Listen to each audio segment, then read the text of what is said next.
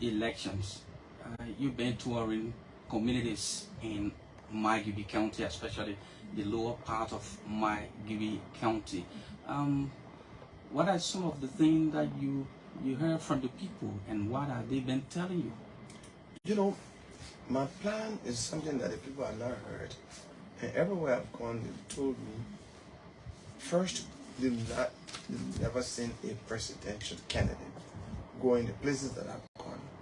I just came from the intellectual center at Chem 1, and I was told I was the first presidential candidate to go there and to make myself available to answer their questions. And then my plans that they've never heard from anyone. I was in Joe Blow Town the other day behind a Smell No Taste, and told me the same thing. What are my plans? You see this broom? Let me start with the explanation of broom. Mm-hmm. Broom represents cleanliness, but it also represents unity this amount, because one string of the broom is easy to break and one string cannot sweep. And when you hold the whole broom together, it's difficult to break when they're united. Okay. I want to unite this country to sweep corruption from the government of Liberia. And this is how I'm going to sweep corruption. First, I will put the salary of the president, the benefit of the salary, and the salary and benefits of all officials of government in the 3 branches of government. Then under them, I will put the salaries and benefits of the health workers, the teachers, the law enforcement officers, and all other civil servants. The reason I want to do it is that today in this country, there are some officials of government who 1 month's salary is equal to more than 5 years' salary of some of the people who serve in government in the civil service area. For example, the salary of the president pro tem now is $21,000, more than $21,000 a month. I don't know how much book you should know to get that kind of salary in this poor country. But when I do that, but there are some people whose salary may not reach $50,000 a year. But the expenditures they make, they do in 2-3 months is even higher than a whole year's salary. So I would do what, for the first time in the history of Liberia, quarterly lifestyle audit. Every 3 months, the lifestyle of the officials of government, including the president, will be audited. For example, the auditor will come to me, the president, there's a Mercedes-Benz in your yard that's $100,000. Does it belong to you? If I say yes, then where you got that money from? Because your salary is not that. I must explain. Leadership is by example. I will not do such thing. So when the minister is in government for 2 or 3 months and is building a 5-story building, that will be reported in a lifestyle audit report. I would dismiss that minister, turn him over to the Liberia Anti-Corruption Commission for full investigation. When he's found guilty, he will go to jail for 5 to 10 years, depending on the amount of money he stole. And then going to jail is not sufficient for me. There will be restitution and confiscation of the properties that he acquired with the stolen money. So if you build private buildings with it, including the one he built for his girlfriend, the cars and everything, but we'll take them from him. And I strongly, everywhere I've gone in this country, I've gone to over 330 towns. When I ask them, you think when 5 ministers are in jail for corruption, any minister will want to steal and the family members are suffering, any minister will want to steal again, the answer has always been no. Unanimous no. Then I ask the next question. Do you think anybody who wants to steal will want to come and work in my government? They say no. Then I say, then absorb corruption from government. Because normally people say corruption cannot be stopped in government. I say, then absorb corruption. Because if the president is not corrupt, the ministers may be corrupt. The ministers that are not corrupt, the deputies will not be. The assistant ministers of the comptroller and all the people will not be. We intend to work corruption from government. Good. You talk about you want to clean Liberia, and looking at Liberia as a country, citizens of Liberia used to the culture of impunity, and there are a lot of them working in government. They have working past government, and some of them are currently working in government.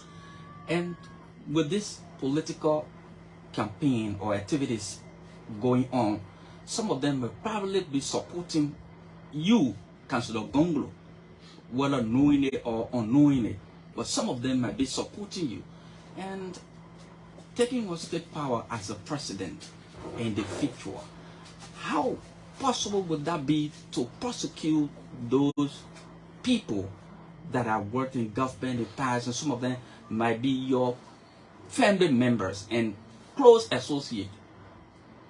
I love Liberia more than I love myself. And I will put Liberia #1 all the time.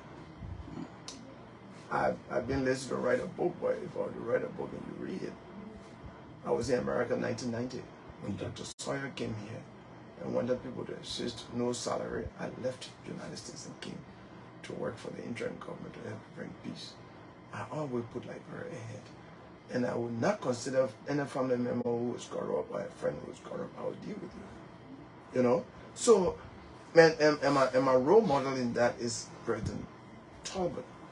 In 1978, President Talbot signed a death warrant for William Talbot, his nephew, who was found guilty of killing his wife. That's an example. So, signing death warrant for somebody to die is higher than dismissing someone and prosecuting the person. So, if President Talbot could do that, I like that example. Because he set an example on his own family member. So the next year, when he signed a death warrant for Anansi and others, it was easier for him.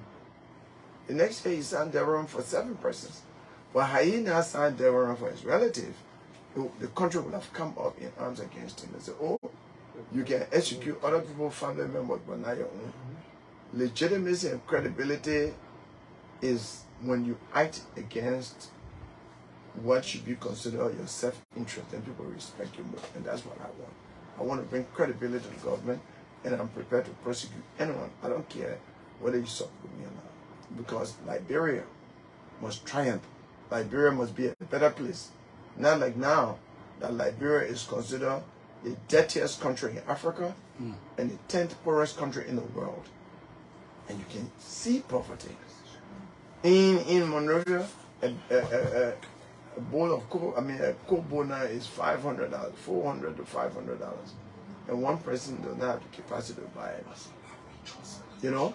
One person does not have the capacity. So, $400 to $500 is more than $200, more than $2 US. So life is difficult now. So they do what they call joint venture to buy cocoa. Okay. And when they do joint venture, they go to the cocoa seller and say, oh man, that's a pay. When you get money, the money. But in the evening, we'll say, or later, we'll also pay your money. That's the level of poverty in this country today. We have to change it. It is corruption that is causing it. Good. You're talking about corruption and fighting corruption. But Liberia have a very young population. And people always talk about, especially politicians, always talk about the future leader, But have you taken into consideration the protection of the future leader as well? Because, mind you, especially the growing width of the intake of narcotic substances in the country, have you taken that into consideration as well? It is for them that I want to be president, to give them a better future. Okay. So, I strongly believe in rule of law. If the laws of this country are applied the way I want to apply, without exception to everyone, equally, we'll deal with the drug problem. Because to deal with the drug problem effectively, you must stop the entry of drugs in this country. And so we'll deal drastically with those who will be connected to bringing drugs in this country. And we'll stop the inflow of drugs while rehabilitating the young people and giving them skills to re-enter society as good citizens, as productive citizens. But it will just rehabilitate them and give them skills. Once the narcotic drugs are still coming in, some of them will refer to taking it. So we have to stop the supply. We have to deal with the supply side. That is why I gave a press conference in Monrovia today and call upon President George Weah to immediately dismiss Finda Bondo, his chief of protocol, and turn her over to the Justice Ministry proper investigation and prosecution. Because Oni came up in the drug that 10 cartons of drugs that recently arrived at the Rabat International Airport. I heard on Spoon FM last night that a document importing the drugs in the country carry her name. Nobody should be above the law. If the president does not do it, I'm calling upon the legislature to have him impeached, because drug is a serious threat to our peace and stability and development. Because the young people who are going to school, who we intend to open technical and vocational schools for to learn trade, are the ones that are being messed up, are being intoxicated by drugs and destroyed by terrible drugs like kush and all of that. So it is a threat to our national security, and he will not take it lightly. So I will deal with the drug issue. I have youth empowerment program that includes free education from kindergarten to 12th grade. Okay. For all Liberian children in all government schools. I intend to open technical and vocational schools in the 15 counties for freely for all young people to learn mechanic work, building trade, tailoring, and all other trade, to prepare them for the job market and to be self-employed.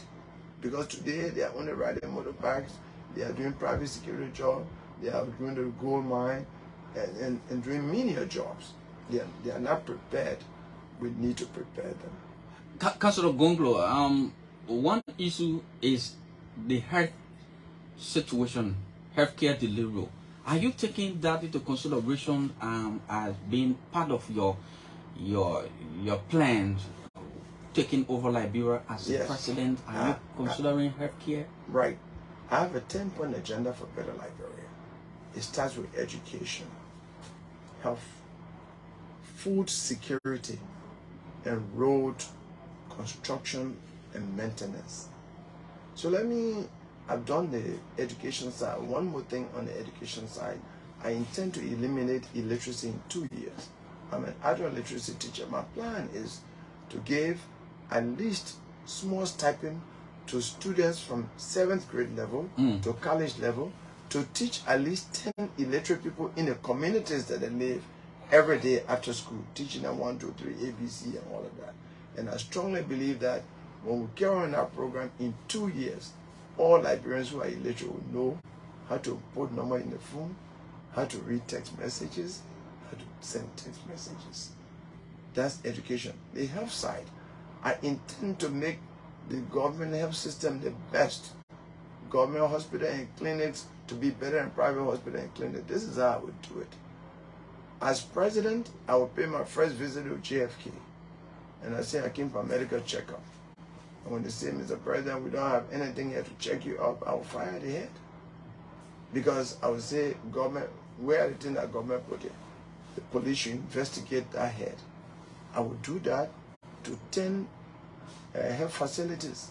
And I strongly believe that when 10 heads of hospitals and clinics are in jail, no medicine will disappear from the hospital again. Because when you go to JFK today, they give you prescription and say go to Lockheed Pharmacy. And if JFK does not have tablet, you do not expect the clinic in Boajiken in Grand Cru or in Bojizita in Riverside to have medicine. Because the biggest government hospital does not have medicine. So I will change it from being a place to die to be a place where people can be killed. That's what clinics and hospitals are for. And then I will have free medical care for pregnant women, children under the age of 5, and all Liberians 65 years old, to reduce the death rate in this country from small illnesses. That's project number 2. Project number 3 would be to grow rice. I intend to have big rice farms, the Firestone, in this country, by mechanizing rice production, whereby under my government will give machines to farmers in the 15 counties to grow rice. And some of them will make big farms like Firestone. And I strongly believe when we do that, there will be rice in this country and the price of rice will be low. Maybe in 2-3 years, Liberia will become a rice exporter instead of rice importer. That's the only way to keep rice here and to make rice available and to keep the price down. The last project I would undertake is that I We'll have public stations in the 15 counties. You are young one, but when I was growing up, there were public in Salala, in Kakata, in Banga, in Ganta, in Petu, in Tota on the Grand Judasa, in Zwedru, in Kamuyeke, all the way to Plibo. And the roads were meeting. For example, in July 1979, I took taxi from Green Street in Harper. As a student leader, I wanted to do something. 6 o'clock in the morning. By 9 p.m. on the same day, I was in Monrovia. It doesn't happen these days. It takes 2 weeks to go to Harper now and by motorbike. So we have to change that situation. Because right now, in the rainy season, a whole section of the country is cut off from Liberia. It promotes poverty. These are the life-changing things I'm going to do. I thought about it. I know it worked before. I planned it. There are simple things, it's easy to do. And I believe it will change Liberia's story for the better. Because I strongly believe that a better Liberia is possible. Good. So I want to be the project manager that will change Liberia's story. My name will be president, but in actual fact, I'll be project manager. All right. I will ask you 2 questions, then we call it a day on this interview. Thank you. You are a lawyer, looking at the judiciary system of this country. In time past, government been struggling with some cases and been losing cases to private individuals or institutions. And being a lawyer, how do you look at how you in turn fixing the judiciary system of this country?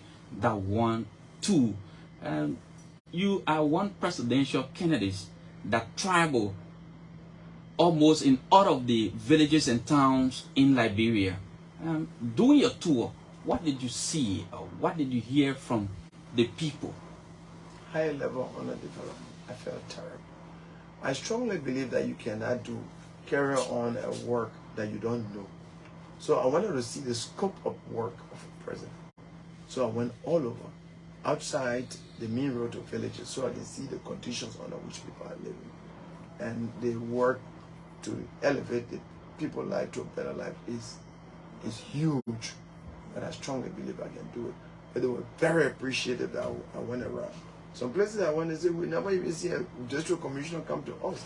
And you are a presidential contender. One of them is Bakwai Town in Riverside County. That's the home of President Weah's late mother, Annie. Okay. But he had never been there. Because it's a difficult place to go. You have to get on the Sestos River and go upstream. You go on in a canoe about 4 hours. I took a motorized canoe and it took 35 minutes to reach there. And the people said, thank you. We're very happy that I went there. All of these places have to be giving government services. That's why I went there. I went all over the country. I went to a place called Philadelphia in Grand Crew County.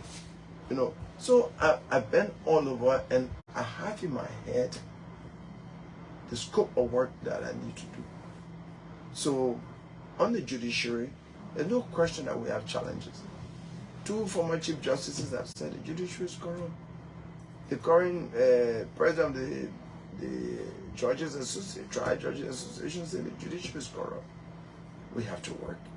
That would be my task as a lawyer, to monitor the independence of the judiciary and its ability to give justice, you know, to try cases fairly and impartially and give justice. And let me disabuse you of the mind that with every case that government wins, even the American government will lose some cases. Okay. But what you're talking about is it should not be so frequent, right? Especially criminal cases. Because if government loses a criminal case and is not adjudicated properly, you are promoting impunity because then criminals get by and say, oh, we know how to deal with the system. Like a $100 million drug case that was not properly investigated and government lost the case without evidence. You should take your time to get the evidence before carrying the case to court. Because if you carry the case to court prematurely, you will not win it. So as a lawyer and president, I will be monitoring the Ministry of Justice and making sure that they perform their duties so that they prosecute in a way that will deter people from committing crime, especially in areas like drugs and then corruption. We'll make sure that they prosecute corruption cases with a high degree of integrity and hard work. And I'll be monitoring them. I will have lawyers assigned to my office to monitor those who prosecute these cases. And it will be senior level cases who are lawyers who are work at Justice Ministry. I have their names in my mind already. So yes, we'll make sure that our justice system works for all, because that's the only way to attract investors to come. When the police, I will have two executive orders. One, an executive order that any government official that interferes with the judiciary will be dismissed immediately and prosecuted for obstruction of justice, because they are the one that can sometimes cause trouble. Playing with the system, using their power and influence.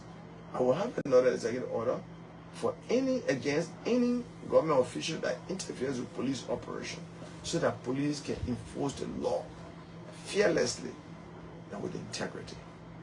And in that executive order, we will put that the citizens have a right to monitor, to videotape police in this operation. Because you see, George Floyd case in America, and that 17-year-old girl had not videotaped. Even in America, police were going to give a different story. Now, it was based on a videotape that the truth was found, and the police officers were prosecuted. We want police to operate with integrity. We will do it. Councillor Gongloe, I want to say thank you so much for honoring this invitation to sit with us on this radio. Let me tell the people of Firestone, the voters here, that my number is number 6. You know, the midfielder on the football field, my number is number 6. They should not forget on election day to vote number 6 for a better Liberia. The broom man, the only man in the race with an attractive symbol, broom. And broom can never represent anything bad. It is for cleanliness. And cleanliness is next to godliness. Let me also tell that number 6 is good, because God took how many days to create heaven and earth? 6 days. That's 6. And my birthday is August 6, and I played number 6. Thank you very much. Yeah, and this I told that Councillor Gongloe would share breakfast with us on the Tuesday morning at 6 o'clock. So please join us 6 o'clock Tuesday morning. Keep your questions. Do have a wonderful time. Bye bye. Thank you very much.